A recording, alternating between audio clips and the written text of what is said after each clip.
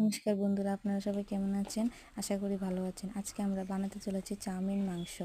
এখানে কড়াইতে জল দিয়ে জলটা গরম হওয়ার পর চাউমিনগুলো ছেড়ে দিয়েছি। এবার নাড়িয়ে এর মধ্যে তেল একটু হলুদ গুঁড়ো দিয়ে ভালো করে সিদ্ধ করে চাউমিনটি নামিয়ে নিয়েছি।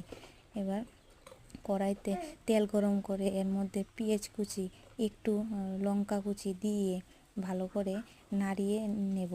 নাড়াচাড়া করার পর একটা ডিম ভেঙে দিয়ে দেব।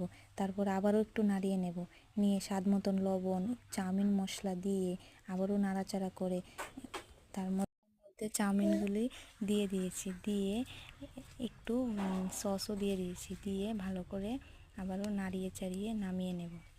বাস, তৈরি আমাদের চাউমিন। এবার মাংসর জন্য মশলা রেডি করে নেব। এখানে রসুন, কাঁচামরিচ, পেঁয়াজ দিয়ে ভালো করে একটা পেস্ট বানিয়ে নেব। কড়াইয়ের মধ্যে গোটা মশলা দিয়ে তারপরে পেঁয়াজ কুচি, টমেটো কুচি দিয়ে ভালো করে নাড়িয়ে নেব। আদা রসুন পেস্টও দিয়ে দেবো। স্বাদ মতন হলুদ, লঙ্কা গুঁড়ো, জিরা, ধনিয়া, মিট মশলা দিয়ে ভালো করে আবারও নাড়িয়ে নেব। নিয়ে একটু লেবুর রস দিয়ে স্বাদ মতন লবণ দিয়ে ভালো করে মশলাটি কষিয়ে তার মধ্যে মাংসটি দিয়ে আবারও কষিয়ে নেব ভালো করে। এবার একটু জল দিয়ে ভালো করে মাংসটি ফুটিয়ে নামিয়ে নেব। তৈরি আমাদের চাউমিন মাংস।